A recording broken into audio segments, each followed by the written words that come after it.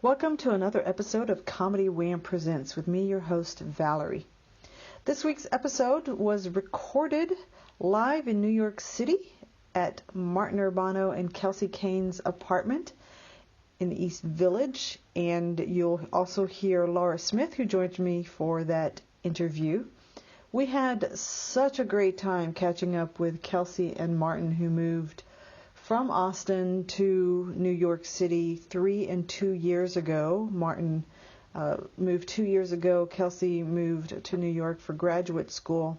And I definitely recommend that you go back and listen to the original interviews with Martin, released in February of 2016, and Kelsey's, which was released in April of 2016. They're very different people since those interviews, but they're also even more of the same people. Like they've really impressed upon me how important it is to stay true to yourself and chase after what it is that you want. Don't sit idle and think that things will come your way. You have to go seek them out. I think that may have been the most important thing that came out of this interview. I'll apologize in advance. Kelsey and Martin are an absolute delight. I've always enjoyed sitting down with them. Martin has been a guest on some other podcasts that Laura and I do, Radio Tatas, and they are the funnest human beings, and we laughed so much, and I'm sorry that I giggled as much as I did, but they were just a delight. We hope you enjoy listening to all of their updates about life in New York City and comedy and pursuit of comedy and chasing after the dream of being a performer. And now, here is Comedy Wham Presents with Martin Urbano and Kelsey Caine. All right. Yeah. There you go. Literally so much has changed. The PC police is trying to kill my right to call myself the next Hitler. I'd say if you've given up any freedoms, that's been your number one freedom you've given up. And I won't stand for it. I appreciate that. Because I'm sitting down and I do not care. Kelsey. Oh, are we doing it? Martin. Have we started? Oh, we We start recording? started, yes. Yay. Caught it right in time. Just perfect timing. Oh, did you get him saying he wanted to be Hitler? That's super important that we get that on the podcast. No, that's not what I said. So What- the and what- PC and police what is did killing you my say? right. That doesn't mean I'm wanting it. I just want the right to. I just want the right. Well, this is a combo comedy wham interview because my contributor, Yay. Lara Smith, is here as well. Yeah. And Crossover. we are here in New York City, the Big Apple, Yeah. home of the small-sized apartments. We all have our hats on. We It's do. very important to have our game faces for the interviews. I agree. Aesthetic is everything. But we But it can't gets describe everything. the hats. That's just for Oh, us. that's in just this for room. us. Okay. I Yeah, disagree. that's Just how fair. these hats are. Everyone talk about your hat. Yeah, there's going to be a lot of arguing on this podcast. Just saying that. You're not going to make them talk about their hats. The I honeymoon- refuse to do this podcast. I'm not going to describe what Kelsey just did. And I'm not gonna say what I it is. refuse until we talk about our hats. Okay, maybe by the end we'll talk about our hats. How about that? Ugh, Can fine. we This interview negotiate? is off to a rocky start. Don't say that. If I had a lav mic, I'd angrily take it out and throw it away and say, this Not interview's the way I over. wanted things to go. You guys are so nice to set time aside for us to sit down with you in New York because you were among our first interview guests when Comedy Wham started in 2016. Yay. We're pioneers. You are Yeah, pioneers. we like to be the Yes. first. I was going to call us fans. Way. And fans. Wow. Pioneers, fans, it's all the same. It's literally You're so exactly the nice same. for wanting to talk to us Showing again. up at Yeah. midnight on Showing up. Saturday night. Thank you Fall for- back, thank you for everyone. coming to us. Yeah. That is kind of Thank you for participating in our night schedule. I appreciate that. Well, we had to make sure you got your shows out of the way, and you know. She said, how was your show? And I said, good. And she's like, was it good? I was like, what show? Oh, yeah, what were we talking about? I was talking about the Thursday night one. Oh, our Thursday fun one. one. It went great. Yeah. We're excited. We're happy. That one went really well. Yeah. It went really well. And what was that one called? It was called Little Miss Comedy. It is a beauty pageant comedy pageant. You have to be hot as shit to win. You actually don't have to be that funny, though. It's just like a real pageant. One of the things that I like to do as an icebreaker is to ask one word to describe your past. I will do a full confession that I had written notes about what you had said as your word, but I didn't write down what you, Martin, had said Good. as Just your word. like So people will remember. yeah. So for you, it'll be a fresh slate, but for Kelsey, I'll have something to compare against. Are you going to tell me what I said I the might. first We'll time? see. We'll see. Do I have to say something first and then you'll It tell doesn't me? matter. Has to be one word? One I wanna word hear to what I describe said your last past. time. You're going to describe your own past? I gotta describe my past in one word. Let me think. He's turning around, just for the listening audience. He's turning Go around. do the thing where you stand against the contemplating. wall and think. People are obsessed with that. We don't have that kind of time. I'll go ahead and say hilarious. Hilarious. One word. And if I could add one word to his description of himself, I would say heartbreaking. Yes. It is precisely Hilarious both of those. and heartbreaking. It sounds like you broke my heart. I didn't mean it to sound that I don't way. think it sounded like that. I think it sounded like you're my team member for being able to understand exactly what I was dropping down and putting it back up. And Hilarious and heartbreaking. And 3 words. I am Final answer. You're heartbroken. And she's heartbroken. But that's a separate thing. It is a separate issue. It's a completely separate issue. I don't want to talk about it. Okay, all right. You can't make me. I won't make you at all. No, I won't. So, your word? Oh, my Kelsey? word for my past? Oh, man, I'm glad I thought about it during while he was talking. You mean you didn't re-listen to your previous interview? Oh, I'd say my past, straightforward, regal, cookie cutter, a modest existence. I go with regal.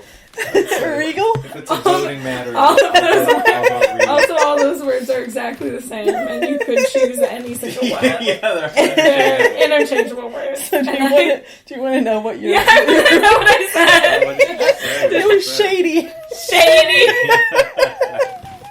Isn't that Wow. perfect? From shady to regal. I really changed it up. That's the episode title. From shady to regal. The story of Kelsey Caine. You have Best had more feature past since since then. That's true. Yeah. I'd like to say shady's still also interchangeable word. So when I sat down with you guys, you were like within a few months of coming out to New York. You've been in New York. It's been 2. I've lived here for 3 years. Martin's Oh, lived wow. here for 2 years. 2 years ago today. There's a chance. Really? Not really. But I say that and it kind of is Yeah. fun, right? Like Yeah. everybody's like, ooh, Oh, today. I can But believe no, it. It was 2 You're a damn in liar. a couple months. Yeah. Yeah, I agree. I want to change mine to What kind of- liar. What kind of My truth is word. this? And part of the reason Sorry. that you came to New York is because you were going to go to graduate school, or you did go to graduate I school. did. Yeah, I and just you finished graduate school. Yeah. Congratulations, Oh, everybody! thank you. Ooh. Yeah, I just finished graduate school. That's how I know all those words are interchangeable, because I have a master's degree in writing, so Wow. they actually are interchangeable, Yeah. and I do know that for a fact. And so now you finally know the secret formula to writing a joke. Yep, I got it. I can't tell you though. No. That you have to go to graduate school, and I do say that to young comedians every day. They say, "How do I get started in comedy?" I say, "Go to graduate school." And once you finish that, then talk to me again. Really weeds out the process of them talking to me again. It is great. And somehow you have managed through graduate school, which I can't imagine is an easy thing to do. I mean, you are spending a fair amount of I hours. disagree. It was very easy. Okay. No, I had a good time. I had a good time. Yeah, Well, you're in New York. I mean, how could you not have a good time? I would say that I don't think I would have gone to graduate school if it had not been in New York. Maybe I would have gone in Los Angeles, but that just sounds so pathetic. Going to graduate school in LA. Ew. Shade has been thrown. Yeah, that's what I think LA. I think the graduate school scene is gross.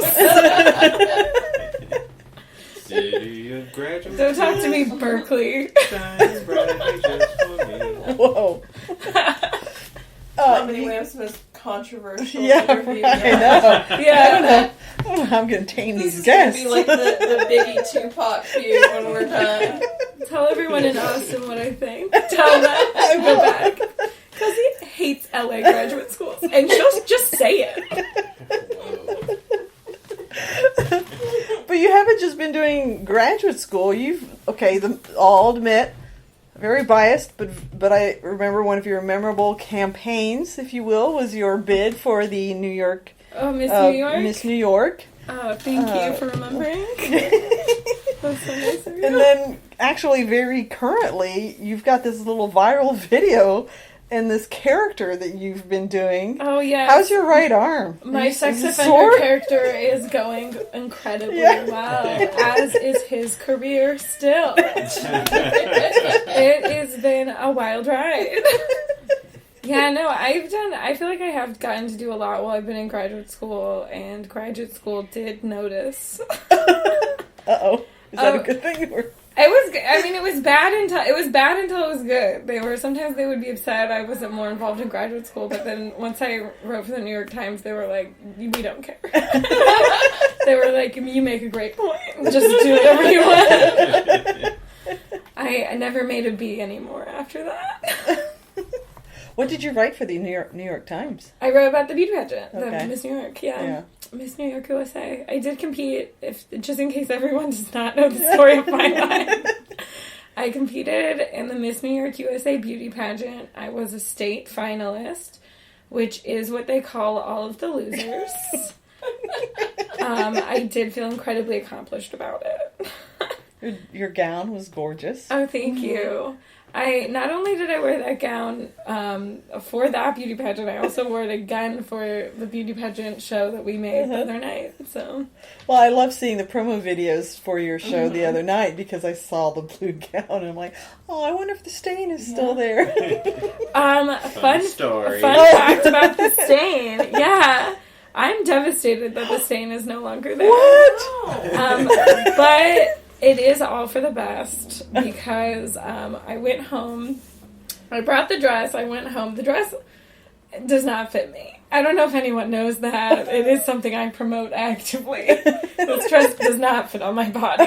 It's for a much smaller person than me. It fit. Oh, you know who it fit on? It fit on Maggie May. She could zip it all the way up. That's who could wear it. You have to be like a literal size 0-2, whatever. So I just safety pin it at the top of it and just leave it totally unzipped in the back every time I wear it. So I brought it home so that my mom could try to sew it. She got one of her really good friends to seamstress sew it, a clasp for me, which they did not want to do, but they did anyway. So it was very sweet. And then my mom was looking at this dress and she was so mad that it was so disgusting. I mean, it had multiple stains on it, but there was that one really great stain in the front, just urine yellow, just a beautiful stain. And so she took the whole dress and she put it in the washing machine. Oh. And when I got downstairs in the morning, she's like, I washed the dress, it was fine. The stain came out. Wow. And then when I was like, okay, fine, I guess this is reasonable. Definitely not consensual, Mom, but reasonable.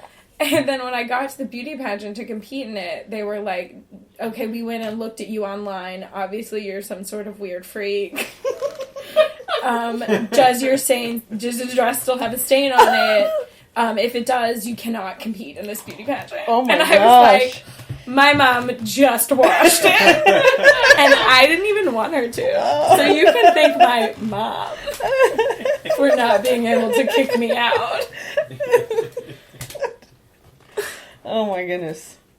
All right, we'll turn the question. Oh yeah, definitely. to Martin now. Let's talk more about the dress. I was having a great time. It was so fun. I could talk about the dress all day long. Yeah, we I talked wear about it the dress so much. all day. I like how you You have look. a great look that I will not describe to the people at home. You have a great look too right now. Oh, thanks. We actually have matching shirts. Look at this shirt. That's that he's true. wearing. Very patriotic. No, feel. Oh, well. Okay, that's a hint. That Oh, doesn't sorry. describe. Sorry. Yeah, I yeah. would Say what just- country. Yeah, that's right. I did not say which So country. And you know how we feel about France. And just so you know, Martin is from South Texas. So the country of South Texas. Different world. So you've been here 2 years and Today. today. Yesterday, we celebrated. And what have you accomplished, Martin? What? Yeah, what has he accomplished? I like the way you're saying it. What has he accomplished, really, though? Martin Urbano, that's your title. Martin Urbano. What have you accomplished? Well, I've become a lot more level-headed. I'm a lot more at peace. And I have an inner happiness. So that's all due. Okay. Those are accomplishments, right? That's pretty good. Stop. You did it. You were in Just for Laughs. I did go to Just Yeah. for Laughs, yes. So And he just Very laughed, excited and he just laughed, and he just laughed. It was just for laughs. It was, and then he went to Just for Grins. I did go. Sorry. And just for winks. And that was that this year or last year? That was last year. Okay. Yeah. And you've Been gotten a some while Comedy now. Central props too, right? I got a set Yeah. coming out in January. Yeah, I'm excited about He it. just Oh. Filmed it last month. So Exciting. we'll see how it goes. We'll see. I'm excited. I did some Me Too jokes I'm excited about. Oh. Wow. Yeah. Hope those turn out pretty good. I hope it's not irrelevant in January, but I don't think I don't think it will be. I don't think Somehow. that's You know what they say, assaulters keep assaulting. Yeah. Thankfully for my career. It's really keeping our family in business right now. Yeah. Sexual assault is at an all-time high. I think that'll be a good set. I'm excited about that. Yeah. I'm sorry. No, I just, It was really good. I watched it. I was there when he did the filming. It was really good. It was nice of you to support him. It was nice of me. Thank you for saying that. I felt the same way. I was like, shit, I am so nice right now. I don't even have to be here. Shall I go on with my line of? Continue. Okay, all right. Sorry, I was You know what? asking- I was Do you asking want if there to? was Do you want to drink? Do you want to drink? No, I'm beer? good. I'm Anything? good. I'm just. Does anybody Okay. want anything? Are you gonna edit this out, or are you gonna keep it? I'm cute. I don't do chatting? edit. She doesn't Oh, good for you. No. Okay, that's good to know. No. I'm When- just gonna keep when I on record- talking now. When I Don't say record the anything racist. Don't say anything introduction, racist. Sorry, that was just what? He was talking to Val, but yeah. yeah, He's squarely looking at me, saying, I'm really "Yeah," glad you went 'cause that over is my thing. Okay, so have you? So there seems to be the exodus of folks from Austin to either LA or New York, and And I say good for that. we know how you feel about LA, Kelsey. It's Or very at least clear. in grad schools. Yeah, I The have grad schools. no feelings about the comedy world, but the graduate schools. Because what I've observed is the LA comics who come from Austin, they seem to, stick together a bit, and that may just be me, from 3,000 however many miles away, and just reading their Twitters. It could be just that. I think that's a How good is it in New York? Because it has been a while since people in clusters can't come to New York instead of all going to LA. So how is it? Because the city is so big and intense. Well, I like to think we're pioneers. Yeah, and especially me before you. Yeah. By we, I mean her. And by her, I mean me. So. Well, when I moved here, I can only speak from my own experience, but when I moved to New York, no one else was moving to New York. I was moving here very much by myself. Like, I didn't have any friends when I moved here. So I know it's doable, you lazy fuck. Just in case you want some more advice from me, go to graduate school and get your ass to where you want to live. But yeah, then a lot of people moved here after I moved here, and it was very nice. Like, we see Raul Sanchez every once in a while. He's a sweetie. Yeah. Kath Barbadoro. Yeah, Kath. Everybody's doing very well out here. Right. Yeah. Which is nice Everyone to who see. moved here was so funny, though. That is. Yeah, they were so funny. So it's like very. And this city kind of seems to kick your ass unless you like really get yourself in gear. Yeah. So it seems like they all really have kind of found their stride. Well, I'll say in New York, but- it's like you really got to be doing shit to hang out at shit. It seems like. Yeah. Like, it's harder to hang unless you're like, unless you go and do stuff. I guess. I don't know. I just think it's such a big city that there's so much going on that everybody kind of finds their own thing, and like we don't really see anybody from Austin on the daily basis, but every time you do, it's like, oh, it's nice they're so to nice, see them. And, just to see what's going on in this big, crazy city of ours. It's a really big city. Like, there are people that I haven't seen in, like, a whole year. And I'll see them. And they're, like, I can tell they've been doing comedy all the time. Yeah. So, independent of the grad school, had you not had that tie, what other draw do you have? Like, there's a lot of people that will pick LA over New York, or they'll try to come to New York and then they'll go to LA. What would you say to comedians that are trying to consider what is the draw for New York? Where's the benefit there? I think that it kicks your ass, like I mentioned. I do think that was really good for me specifically. I think you gotta get your ass kicked, though. The first few months here, I had more anxiety than I ever had in my life. Like, it's a very anxious city. I mean, I'm just from Texas, from South Texas, and I went to Denton, Texas, and then I was in Austin, Texas, like the most chill places of all time. Notoriously the rat race. I'd say. I've heard horrible things. Suicide rates off the rails. Oh, ouch. But, and then I moved here and was very scared at first, but it just really makes you go, you walk outside and now you're in the city, or you're out doing stuff, and I didn't have to drive myself anywhere, I didn't have to think that much, I just had to walk my body to go do the stuff, and for me that worked out perfect. I know people it works out really well in LA too. I don't really, I think there is some rivalry between New York and LA, and I'm New York. I'm a big fan, and I don't see myself moving there unless it's for a lot of money. Well, in which case, I'll do anything. There are a lot of comedians in LA that I think are really cool, and I'm really inspired by. Yeah. And they seem like they're really making LA work for them, and I think the same about New York, and it's just wherever works for you to live and be. Some people like freaking love having a car. Like, I don't know. I think it really boils down to the simple stuff. It's not really about what scene is better, what's what. I mean, I think maybe there's more stand-up here and more movies and movie stuff. and TV opportunities in LA. Like, if more you want to be an jobs. actor, I think that moving to Los Angeles is probably a really good idea. You really like pitching stuff to people or auditioning for commercials. If that's your thing, then maybe that might be better for you. And over here, if you're just focusing on going up every single night as much as you can. You could do that here. When I first moved here, it's like, I had 0 friends, and I did like 2 or 3 open mics a night, and it's like, that'll make you get better at comedy. Yeah.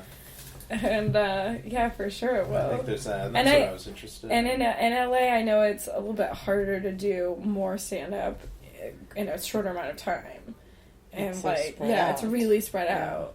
Yeah. It just reminds me so much of Houston. But, so here was really great. So, point of trivia, what is the most number of shows that you've done in one night? Shows can be open mics, combination of things. I think I've done maybe 4. Wow. Maybe 4 shows in a night. Maybe. Yeah. I know people who've done some people, you want to know, Suba crazy. Agarwal probably has done 30 shows in one night. What? That girl can hustle. If you map it out proper, starting at 5:30 and then going to 2 a.m. I'm sure you can get at least 10 or something like that. Yeah, I remember hearing the number that Hannibal Buress did, or maybe it was Suba. Somebody did one time, and people kept talking about 16, it, and I was just for real, 16. I was blown just a number away that made no sense. For me, 3 or 4 is like, Yeah. I'm like, oh, that's a busy night. I like that. I like when, Yeah. 3, I guess 3 is kind of common. 4, maybe 4, 4. yeah. I think 4 seems is like about the right. most. How could you even do 5? There's no way I've done 5 shows. I guess that is Like, an when? advantage to being in a place that's not car centric. You know, Yeah. a place like LA Oh, where the totally. traffic is terrible. You There's can't no do way. more than 2 shows in a night in LA Right. Yeah. unless they're like like your first show's at 6, your second show's at 8, your third show's at midnight. Right. And it doesn't seem like here in New York, the clubs, there's so many shows going on at like All the 1 time. a.m. They're And out cranking in them LA, out. I think I Like, can't you could just- imagine. You could just hang out at the Creek in the Cave. Maybe if I hung out at the Creek in the Cave all day, I could maybe do like 8 shows. That is true. Yeah, I bet they have a I lot bet of I options could. there. I bet you could. Someone could. Yeah. Would you say that, obviously you went to graduate school for writing, so you're perfect at writing now. I am perfect at Yeah. it, and I am glad you said it that way. And again, if you don't go to graduate school, you cannot become a comedian. And you did hear it here first. I do have that What? handicap against me. Yes. Not having gone to graduate I hear school, Pete but- Holmes is just saying, go to open mics. What's he talking about? Why is he lying to you? He's lying. And Martin, I always loved the way you wrote your jokes. I mean, I've always been a big fan of just the you. turns and just the darkness, but like in a really whimsical way. Thank you. Yeah, it's just my Is that- influences combining together. I think. Yeah. Has being in New York changed any of that? I haven't seen a current set, so I'm excited to see what's going to come out in I hope January. the Comedy Central set turns out well. That was definitely when my people were telling me to come up with this set. They were like, just stuff that you can't do on late night. So this one, instead of my Kimmel set, which was very like, I made it for late night. Yeah. This one's a little bit more like, all right, these are the ones that Yeah. I couldn't get away with on TV. So we'll see how that goes. But It was such a good set. I'm trying to think of the jokes that I've written. I guess if I had to really get into it, because I love talking about my process. That's what this show is all about. Comedy Wham! The I I process. think I've veered a little bit away from the very exact tight jokes and trying to do more concepts and then putting in tight jokes within the concepts. Like my joke where I have the audience member read my read my jokes. More stuff like that, because that's the stuff I have the most fun with. So Yeah. I think I've just been like, what's more fun for me personally? Yeah. Maybe that's what's going on. But we'll see. And I'll pigeonhole, and you can correct me on this. Pigeonhole, So pigeonhole. very clear that you are the stand-up. You, however, are dabbling in so many things. The pageant, the Louis C.K. sex offender video, Is that his name? your puppets. Edit that out. Sorry, alleged sex offender. No, he admitted it. It was alleged, and then he confirmed. Right. He He said, confirmed the I words. did it, it was me, I did it. Why are you so mad? Notarized. He had it I- notarized. direct quote. No, but it was me, I did it. You can't be mad. I think that was his exact words. So as I could say that Martin is very focused on this track of the stand-up comedy performer, and you can correct me too. Like if you, now that you're in New York and getting, you've been on Kimmel and you're going to have this Comedy Central set come out, maybe you do want to get into acting and other things. But Kelsey, to me, you're the dabbler, you're the experimenter in different forms. I would say, just before she says her Am I piece, gonna that say a thing? I think I maybe not veered away from stand up, because I'm still doing a lot of gigs. I'm very lucky to be doing those. But my interests are I'm trying to write a lot more. I'm writing a lot more stuff, working on stuff with Kelsey, because I do love her stunts and her experimental stuff. We're big fans of Nathan For You and Sacha Baron Cohen. Yeah. So I think I'm figuring out what's past just stand up, because as much as I can doing it, keep doing it, I want to do more creatively. Yeah. Stand-up's a really limiting world, you know? Like, the Yeah. top of this world is sex offenders. The bottom is sex offenders. That's so It's freaking just true. like, it's a really hard cap to find out where you fit in between sex offenders and sex offenders. Yeah. Yeah, that's the top of stand-up. stand-up, I'm like, well, it's what like- else do I want to do? Where does a non-sex offender fit into the mix? That's what I'm always asking myself about stand-up. I'm like, but where should we be doing it? Obviously not everywhere. But where can we, Kelsey? Where can we? Well, I think that this is the charm of like getting to catch up with you two is like you kind of you're bringing. Here I am Our in this rise hat. to success. You're, Yes. saying, like you bring each other up. Like you're inspired by her creative. Did I say stuff. I did not mean Oh, you did. I'm sorry. I'm sorry. I'll edit that in post. Is that how you Yes. interpreted it? No, I'm sorry. not that. No, Okay. yeah, All right. Definitely. I'm sorry, I didn't mean to interrupt. No. I was just making a quick little I was joke. trying to make a compliment. It was long and drawn out, and we all regret it. Especially me. I'm embarrassed for you. I think you spoke a little too soon. With We that free each feel other the up love. thing. Did you We're hear that? feeling Hear the what she just love. did to me Yeah, I did. on your podcast? She's disrespecting me. I am leaving. If I had to love Mike, seriously, now is when I tear it off. Yeah, and say, okay. this interview's over.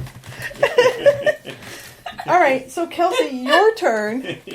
What inspires you about Martin? Yeah, Kels. Legally, I can't use the word inspiration to describe what happens between us. Whoa. This is called Comedy Wham, Kelsey. We're going to focus on the comedy industry and that. Yeah, I mean, stand-up's so fun, comedy's so fun. What a fun world to be in. No, yeah, I think stand-up, I like stand-up, I appreciate stand-up. I mean, I credit stand-up to why I became a writer, 100%. I don't think I would have become a writer unless I could perform what I wrote in small doses to people who gave me immediate feedback. I don't think I could. And that is what I think stand-up is. I think it is performing what you write in small doses to people who give you immediate feedback. Yeah. And when people don't see it that way, I'm like, you have lost your goddamn mind. I should not interact with you, and you are unwell.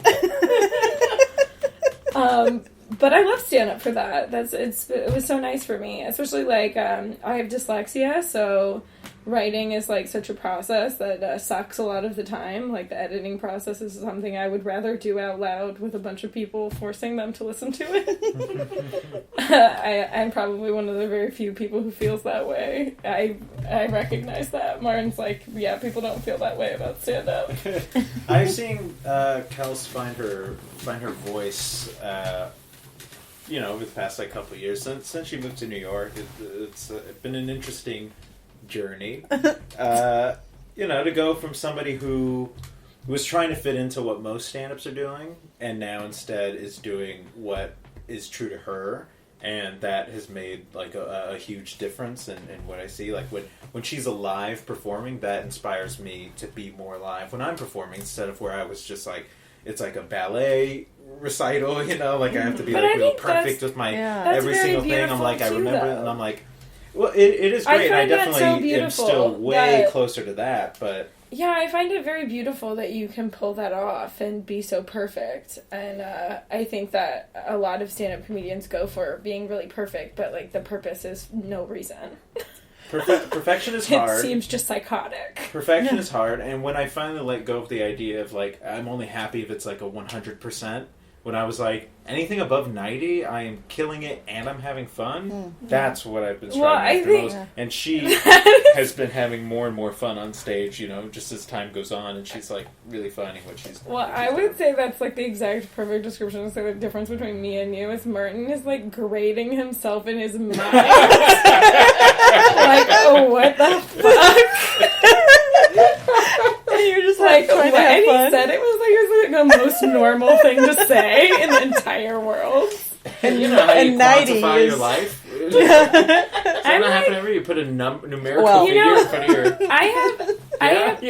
I think it's a normal thing for some people, but it can drive yourself crazy if you don't do it right? Like absolutely. I'm not someone who listened to like any podcast. I'm not someone who really understood really anything about the stand-up industry before just doing it myself, and I think that is the only thing that has kept me in it. That you didn't understand it? I didn't even care to learn about it. I wouldn't even... I was like, ignorance is bliss? Is that... Oh, definitely. I mean, I still, when I think about stand-up, think about Seinfeld. Which is, I'm sure no other stand-up comedian feels that way. I don't think so. No, I think a lot of people respect and, like... No, but, like, doing stand-up, I'm like, it's mostly just me hanging out with my friends, and then I go off and do a thing. It's annoying, and then I come back and I hang out with my friends. Like, and I think means to an end. I think I don't know, but it seems like a lot of other I fit in a lot better with people who I think are like doing more hilarious life things. That makes more sense to me. Stand-up is so it's so great when you can see someone's like alive in the room, being like having such a good time performing their jokes. It is psychotic when you realize they've done it over and over and over and over again, and they're grading themselves in their mind over how well it went. I get it, Kelsey. I'm right here. Like, it just becomes like the least human interaction of all time. I think I've seen other stand-ups go through this too, where it's just there's a phase where after you kind of get like a little taste of success, and then you start to be like, okay, so I gotta hold myself to a certain standard. Well, definitely, what was it for? That was like a whole... I think that's more of a personal journey, but I think it's more of like a stand-up journey to see people, like, after they do get a little bit... They kind of were like, okay, well, let me do what got me that in the first place. So then they just kind of try to recreate that every time, and then they just start to seem more, like, robotic. And I know I have seen this with myself, being like, that's not how... humans talk. Like, I'm not connecting with people. I'm just trying to say the words like I remember them getting me stuff. And then I think that's like the next phase past that, and I hope I'm on the other side of it. Yeah, there's definitely something so beautiful about the perfection thing, though, because I was there also when he filmed his Kimmel set, and it was perfect. It was very good. And it made me cry. It was perfect, and it made me cry. And also laugh, I guess, whatever. I mean, I heard the jokes a lot of times before that, so it truly didn't really make me laugh very much. Sorry. I did feel alive there, though. Yeah, and he looked so alive. He looked so happy to be doing it. And it's like, I know some comedians who are like, fucking hating while they're on stage, just like in this rigid, like, what am I gonna say next way. It just, I don't know, I think there's a lot of different reasons people become comedians. And there's a part of it that maybe I don't connect to very much, which is people really want to write and perform these perfect jokes. And I do not connect. So, I'm trying to capture this notion. So, I feel like it's more important to perform than... Oh, I don't know that I'm going to capture this. You're the writer, Kelsey. What am I trying to say? Like, you want to perform, and that is so open, versus you want to do a set. Yeah, maybe something like that. Yeah, that's a good grasping at it. Yeah, no, don't beat yourself up so much. Yeah, that's a good grasp. Yeah. I didn't say anything very coherent in your defense. Well, for the people that are listening, because, they're going to want to know what have Kelsey and Martin learned in their time in New York. Well, I will also say this about myself, is I also don't find myself to be a very good performer. Oh, really? So it's very funny that it's like, it seems like I'm more interested in performance, because that's not exactly it either. Yeah, I think we're both... I'm like very interested in being funny. Yeah. I don't really give a shit about any of the other stuff. Have you seen Adam Sandler's new special? Oh my gosh, yes.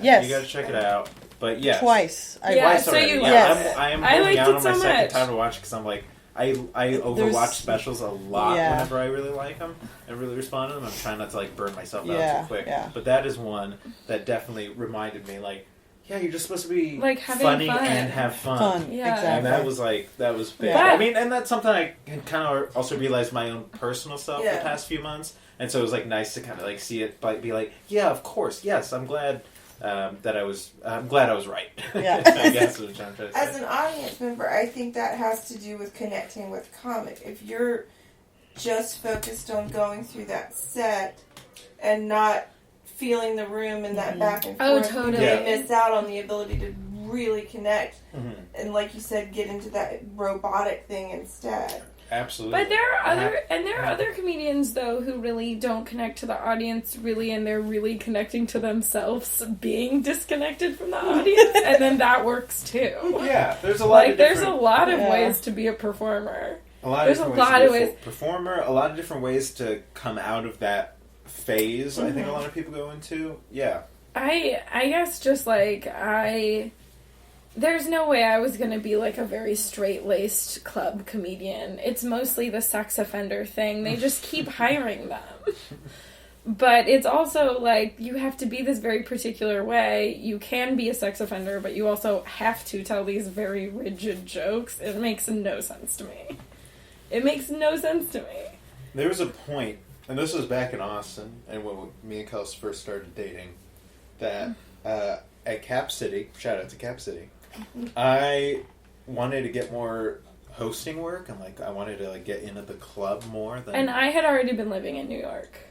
Right? Yeah, was No. it? I think No, it might have been maybe before I not. left. Even I just don't know what remember you're there was about a to say, moment is what where I was realized. like, maybe I should just get rid of my weird stuff. You know, maybe just go one-liners. Just like, because I'm good at those, you know, I should just make my act. All the one-liners should just focus on that. And the people who were getting work at the club were like very tight joke writers. Yeah, there was. I mean, that's a totally valid way to go, but Yeah. it was, you know, the weird stuff was a part of me. I'd already thought of that audience member bit, and there was other stuff like the Parker Posey bit and stuff that I would do that was more weird, and I was like, maybe it doesn't fit into the club, so maybe I should change. And Kelsey was just like, I like you because of your weird stuff. Like, the weird stuff is clearly a part of you. And I was like, And then now, looking back, and I'm just like, of course, the whole time the weird stuff has been a part of me. Yeah. But I wanted to try to fit in somewhere. And it's like, not that there's anything wrong with tight, well-written jokes. I still try to do those, you know, and I respect people who do it.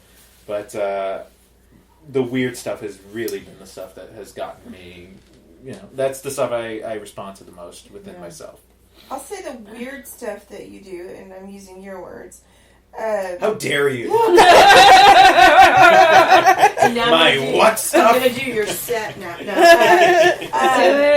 the weird stuff, your audience responds with a sense of almost childlike wonder Yes. when you do that It stuff. looks like magic. Yes. It looks like magic. Yeah, That's why I but like not it. in a cheesy way, in a like, whoa, you know. No, I like, respect magic. So you know, and it's adorable in a way to watch the audience go, you know, kind of thing when you do these things. And so if you had dropped it, I don't even want to think about it. I mean, Yeah. maybe I don't know. Even without Kelsey, how I would have felt, like what that journey would have been like. But I was just so happy to see somebody right next to me just clearly see it and just kind of be like, oh yeah, of course. He doesn't mean and I thank you for that that compliment. That does make me feel good. I hope so. That's also my big for thing. sure. I want to make my weird stuff, laughable and processable to just any normal audience. I want to be able to kill at these, indie shows and at the club shows. I want to be able to bring that. If you're not bringing that. something else to your stand-up, it is just, I can't watch you more than one time. And I should not, I have to. I'm only alive this one time. I don't know how many lives you're having. But, like, if Martin had taken all of the things that made his act interesting out of his act, I could not have continued to date him. I could not. It's true. It's 100% true. And it was so disappointing to me to hear him say that, but I was also just like, don't do that. Maybe, like, Cap City, great, we love it. we love you. Maybe like the be all end all of comedy is not working at Cap City. Yeah. I don't know if nearsighted in my mind. Yeah, I often point to this particular Austin comic as a model of this particular situation. Did you guys know Andrew Clarkston when you first? Yeah, Andrew. He's a good friend of ours. We went on tour with him. We went on tour with Andrew. Yeah. Shout out to Gross Lonely Boys. Yeah, Gross Lonely Boys. Yeah, Tour 1. Because he is also magical to watch on stage, and I would absolutely hate for him to think, oh, well, I got to change if I want to get the hosting gigs at Cap City or, wherever. And it's like, you don't change, because that's your craziness is why I love seeing you on stage. I think you're totally right, and that I also think there's a lot of pressure to it. To people feel like to fit into this industry, you have to be a certain way, but it's like, I don't know, it's really easy for me to see that was stupid because, one, I'm a woman, so it was like, yeah, you have to just, like, always take whatever shit everyone gives you and shut the fuck up. I was like, this industry sucks. What are you fucking talking about? I think it is benefiting from so many more gatekeepers and so many more options and routes to doing stuff. Like if one gatekeeper... Shout out to podcasts, are really helping people find more audiences. I will absolutely say this about gatekeepers. One, God bless you, you're doing the Lord's work. Obviously, everyone respects you. Great job. There are so many bookers and producers that we know who are killing it and really trying. If one gatekeeper does not like you, move to a different fucking gate. Like, what's wrong with you? Yeah. What is wrong with you? Move on. I don't know, like, some people just don't like me. I get it. They're dumb. I mean, it's not that they're dumb, it's just that I'm not going to keep trying to hang out with them. Yeah. I'm not dumb. There's enough other choices. Totally. Yeah. Comedy is the smallest piece of entertainment there is. And yet still, there are hundreds of thousands of options for opportunities. And when people don't see that and they get trapped in these loops where they don't go to other opportunities, it is hard for me to feel sorry for them. But I still do, because I'm very nice. And you heard it from me. I'm a nice person. So, fuck you for not thinking I was nice. No, but some of the gatekeepers in this industry, like the producers, managers, bookers, some of those people are my favorite people. Shannon Cloud, I don't know if you know her. I have heard that name. She is a producer, and she now lives in Los Angeles, even though their graduate school scene sucks. Yeah, she lives there, and she's killing it, and she's producing our tour that we're going on. What? Yeah. A tour? Yeah, we're going Tell on tour. Tell us more. Yeah, we're going on tour. Yet. It hasn't been announced. Oh, yeah. Are we not supposed to talk? I'm not that famous. What is I don't know. No, there's no reason. I was just kind of saying why. I was like, I can't make an announcement about my own life. Great point, babe. Hey. Giving a little tease. Well, I will say, not only it's an exclusive. Not only Shannon, but there are also women. Marianne Ways in New York is an amazing booker who booked me and Martin both at times that were really great for both of us. Yeah. She booked. She's somebody who is really trying to add diverse voices, new voices. And by that, in every single way, like not just like new, not just traditional diverse, like really, like interesting comedy. And I think that's what audiences are looking for now more and more. You hear audiences be tired of like the same old Trump jokes or whatever. Like I feel like that's a thing. I've heard real people, normal people, not even comedy fans, just being like, "I'm just happy you didn't do any the same old Trump jokes I keep hearing over and over again." Not that I don't do Trump jokes. I'm trying to work on my own take on it. Like at the very least, if I'm talking about something like that, to be doing something different and interesting than just the same old. I think audiences are really looking for that now. And I think the good gatekeepers see that. So also, if a gatekeeper is like, "You're not enough like everyone else," get away from them. Yeah. Like literally, why would you want to be like everyone else? Well, I just don't. It doesn't make sense to me. But also, I understand there's a lot of pressure there, and I'm not trying to devalue anyone's experience and feeling like total shit because a gatekeeper makes them feel bad, because that happens to literally everyone, including myself. It's definitely happened to me enough that I'm like, oh, so it's illogical. It is hard to see, and that is one thing that I've liked about moving to New York, is that you kind of just see, like, all the funniest people, and that's even, like, you know, title holder, like, you know, funniest person in That's Cleveland what I thought you were going to say. Tell this 2015, story. come over here. What's the story? I don't know the story. Tell your funniest person in Austin. Oh, well, yeah, But right before... also get me another beer first.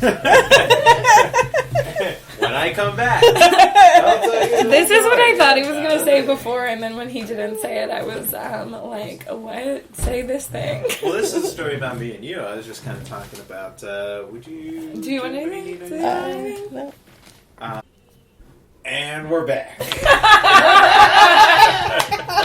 He just couldn't not say it. It's my favorite You thing. had to make it weird. So, yeah, so this is a little anecdote. I just like to tell people it sometimes. It's a very easy anecdote for me. Like, right before I moved here, Kelsey had already been living here for, like, almost, like, a year. Maybe, like, 9 months or something. A while. And she was like, you know, you gotta move here. This is where comedy's at. This is where it's happening. New York City. Like, come on out here. And I'm like, I don't know. I might stick around, do the funniest person in Austin contest one more time. She just slapped me on the face, you know, through the phone.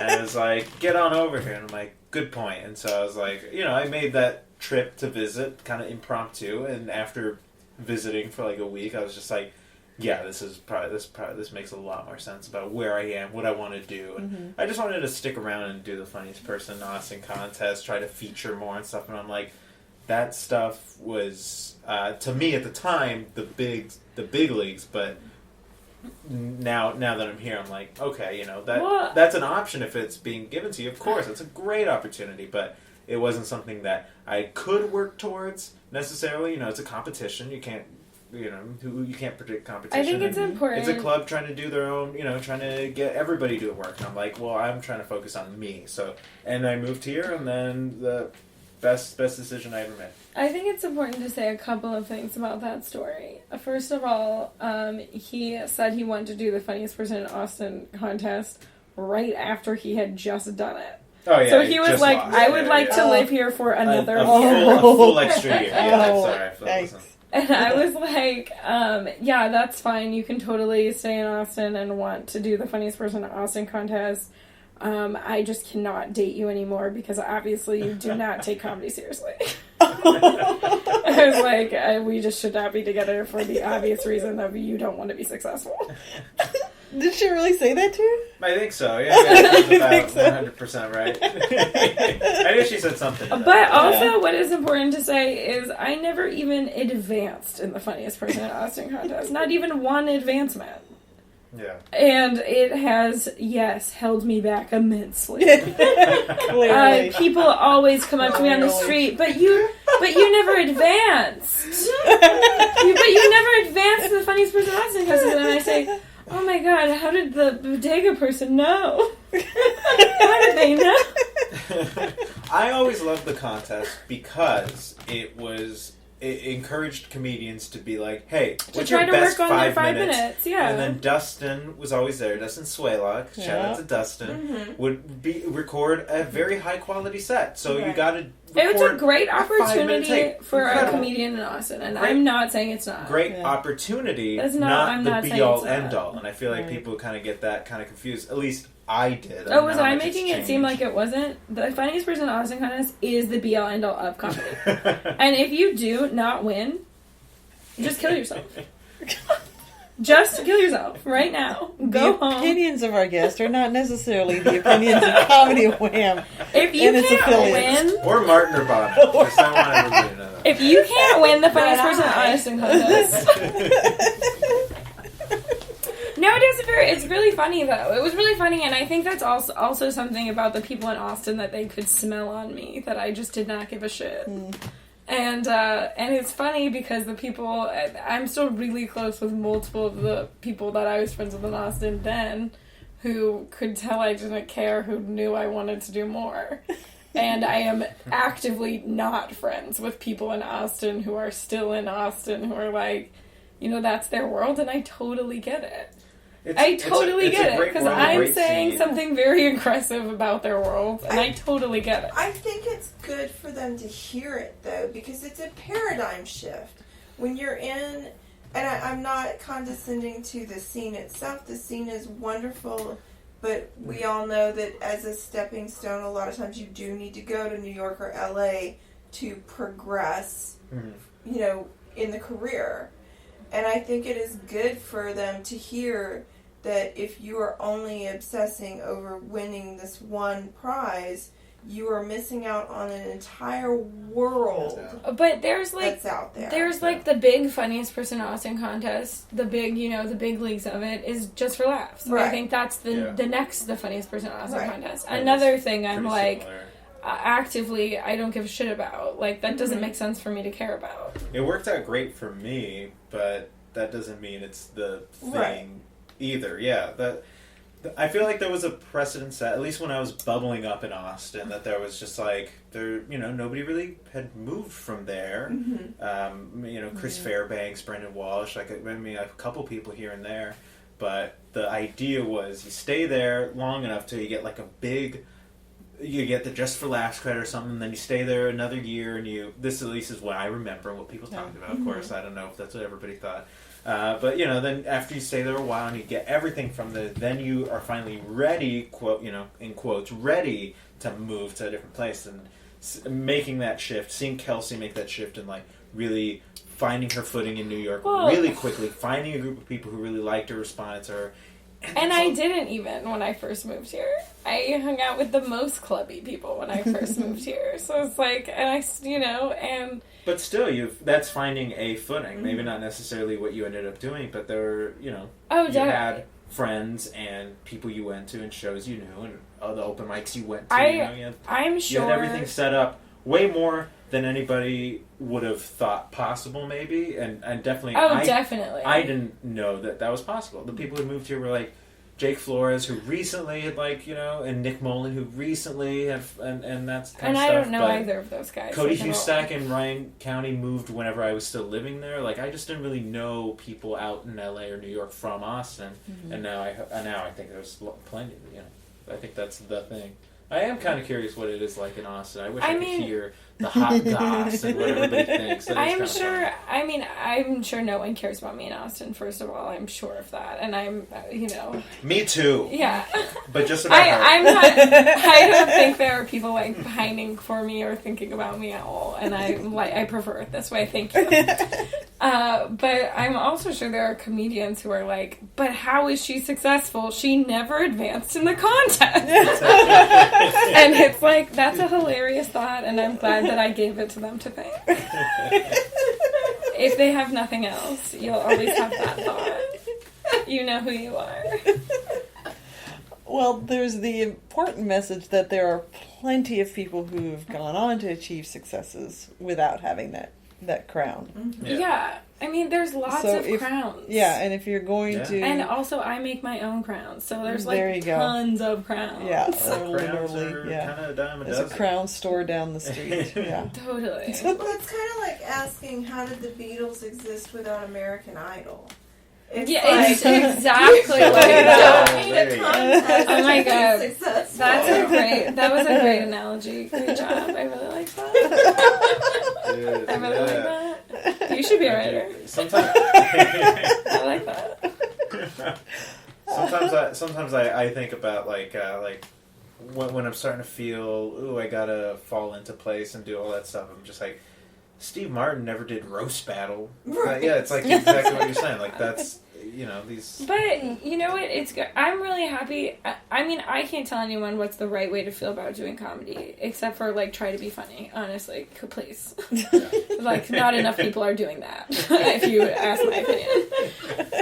But I think that I'm happy with the way I feel about comedy because a lot of my best, closest friends have done late night, and I'm just happy for them. And I have not done late night, and I'm not like, I fucking hate them because they did late night, and I feel so bad about myself for not doing it. I'm, like, just psyched for them.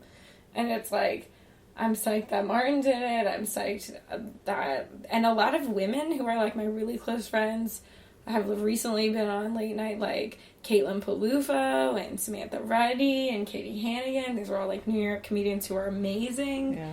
And it's like, I'm just psyched for them. And I know that if you're coming at it with this really competitive, who's going to get the crown feelings, you're going to be fucking irate when someone else gets late night and you don't get it. And I know that's how people feel. And it's because they say it every once in a while. Right. And also because you can just see it in their eyes. So they're like, I hate myself so much that you won and I didn't win. How are you better than me? And it's like, maybe you're better at some other thing. Figure it out. Right. Well, we're going to start wrapping up. And Wrapping up what? Oh, good. wrapping up the podcast. Do you have any final questions before I ask my final question? If you want to move to New York, and Go you're to a graduate comedian, school. and you're not ready for graduate school, Don't move. what's the first thing you think a comic should do? Just move. Just move. Okay. I did it very quickly. I had always... Well, what's the assumed worst thing that I that's had going to to- happen? It's not going to work out. You have to move home. Yeah. I had to That's not that bad. get over the idea that, like, I gotta wait a year, you know, I make the decision, and then a year later I save up, People I do all love that. to I wait do a all- year. People, that's a And thing I heard so many times. it's Like, the best next way to year, wait next year. 5 And it's years. just- yeah, totally. I just did it. I took the trip, and I was like, no, yeah, I'm for sure gonna move. And then a month later, I think I came back to Austin and was like, hey, I'm moving in a month. And that was like my big statement, and and You know, if you're gonna move, and I think you used this word earlier, and I love the dabble. Dabble in everything. You know what? If you don't click with the people, stop trying to think you're gonna click with them. You're not. Go find new people. You click with them. It'll either happen or it won't happen. Just go keep trying new stuff. Yeah. Until you find some people who actually like you and get you, because it's like there are people out there. And if they're not, you need to look inside yourself. I'm talking to you, men. There's something wrong with you. Work on it, and then reintegrate. I do want to mention that some people think that, like, money's kind of an issue. I think for some people they feel like that, but in New York, they're like, oh, it's so expensive. It's so expensive. Jobs are a dime a dozen. You can find a low-level people job. People want you to work at their place, and there are plenty of people. You go to an open mic and you just kind of like start talking to people, and you just ask Everyone people. is doing an odd job. I was lucky enough that Kelsey was just talking to another comedian, like right when I moved here. It was just like, you know, Martin's looking for a job. She's like, you know, I got a job. You know, it's like some shitty office job in Brooklyn, kind of under the table Everyone or whatever. tempts. I mean, I don't have a job. I never got a job. But, you know, it was like, temping. And it's I know so many people who work at a moving company. That's like a big thing that a lot of comedians do. It's like there's a lot of options here. And then because it's more expensive, the money gets, you know, like the minimum wage is higher and all that stuff. So it's like, I think it kind of works out if you really want to move here and you feel like money is an option. I'm not trying to encourage people who are, you know. Yeah, do y'all think too many people are going to move here after what I said? Yeah, there's going to be, after this podcast is released, it's just, Do I need there's to going to put be a no more warning, Austin comedy scene please? because they're all going to move to New York. Disregard Kelsey's. Yeah, my It'd be weird if New move. York got big. It would be... I would just be irate if people moved here thinking I encouraged them to do all so. those people. I mean, if you want to do it, you're going to do it Yeah, no matter that's, what. that's So what I mean it's by like, the money thing. There's really nothing that anyone can say to anyone. It's like, I honestly don't want to encourage anyone to do comedy, because if you want to do comedy, you'll fucking do it. Yeah. And if you need encouragement, you're not going to make it. I'm so sorry. If you need literally an ounce of encouragement, you are going to fail. It's so true. And it's like, that's okay. Like, get really good at baking or something. There's other stuff out there. Yeah. Stand-up isn't the be-all, end-all, and that's something also learning is good. Also, it, like, kind of sucks. It sucks sometimes. There's a lot of bad to it. Oh, should we talk about Alright. my viral video before we We will in a I'm moment. killing it. Yeah, no. I'm going to ask you my We're- we final will in a question. moment. Final question. My final question, I thought and we were then wrapping up. we Okay, are. sorry. Yeah. I'm sorry. I'm sorry. it's my podcast, Kelsey. You get your own podcast, okay? This is the kind of encouragement I've warranted against. You said First don't time encourage. Yeah. First time there's been a red card on the Okay. One word to describe your future, and I know what you said last time. Again, open slate. I didn't do that. No one can I remember don't what the know. fuck I that Yeah. love that you don't have any of Martin's previous things in your mind. It makes me feel like, yeah, we know what's I got up. much better at documenting after So Martin's funny. episode. Okay, Sounds we're like supposed a to say- handful that I don't have. I'd have to go and re-listen. Did you say a word about our future? Yeah. No, don't re-listen. Don't do that to yourself. You only live this one life. I have two possibilities. Okay. There's only two possible outcomes what can happen with my life. Number 1 1, and 0. fame. Okay. Number 2, death. An early death. Or I'll become very, very famous. Who's to say? Babe, why are you Only acting, time will tell. Why are you acting like they're mutually exclusive? I think both are going to happen. Well, I'll for definitely sure. get famous in death. I guess I should have mentioned that. He's gonna die so famous, so young. And I'm gonna be there. I'm gonna be there just thinking this is what he wanted.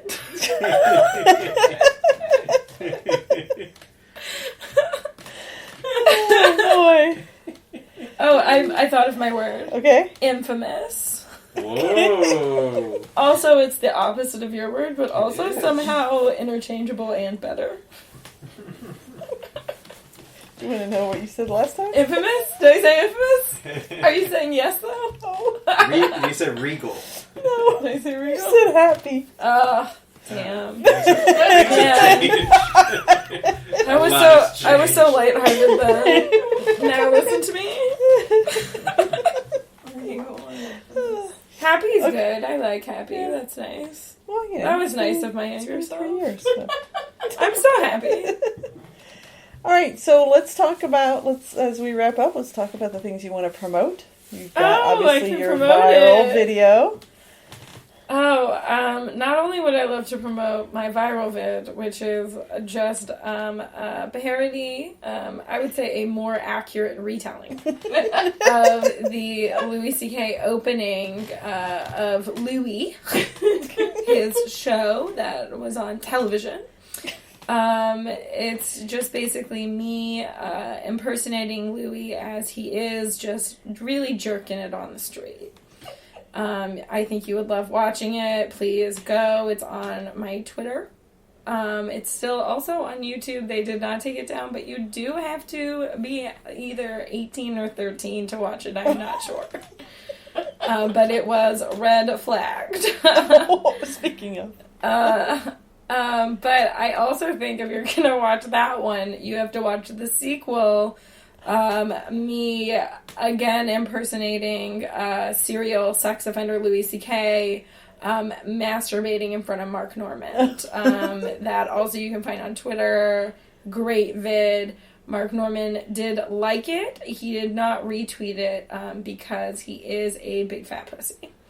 That is science and facts, and it is actually historically accurate. So those are really all I would like to promote about myself. Did you have anything you would promote? Same.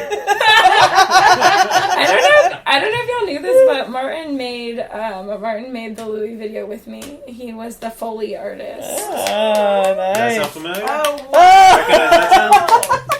Oh. I get all my jerking off from my boyfriend's hands. Yeah, check out Truly my a Jimmy partnership. Kimmel vid. Truly a partnership. If you haven't Yes. seen that yet, It's very I don't know good. why you Very, wouldn't have. very good. And then check I out liked my it. set in January on Comedy On Central. Comedy Central. And, Comedy Central. follow me on Twitter. I need more followers on that thing. Trying Yeah. to get famous over here. And if me and Martin do some sort of television show together, watch it. Be on the lookout. Absolutely. Just look out for it. I'm not saying it's gonna happen. I'm just saying, just in be case. aware. Yeah. This is a future promotion. I don't know the next time I'm going to see y'all, so I'm just throwing it out there. Y'all could just put up a Google alert. For Kelsey Caine, Martin Urbano, is that you? I like the idea of us walking downstairs and as the door shuts, the Google alert goes off and it's already happened. This is actually secretly how we're announcing it. And I didn't want to tell y'all because I wanted it to be a surprise. Oh, goodness. Well, this has been Comedy Wham Presents Kelsey Caine and Martin Urbano in alphabetical order. As it should be. And follow us, rate, review us, comedywham.com. Only if You'll you're find gonna the rate good. articles. What? Only if they're going to rate good. Yeah, rate only if good. you're going to rate If you're going to good. rate bad, get Yeah. out of here. Yeah. Why'd you listen for so long? ComedyWham.com. That's right. Wham. You can write articles, read articles, and then listen to the podcast that accompany the articles. And I feel like I'm forgetting other parts of the conclusion, but that's okay. This has been Comedy Wham Presents. I'll just flip it around. Martin Urbano, Kelsey Caine. I'm Valerie. I'm Lara. And that's been funny. Thank you. Yay! This has been recorded in front of a live studio audience.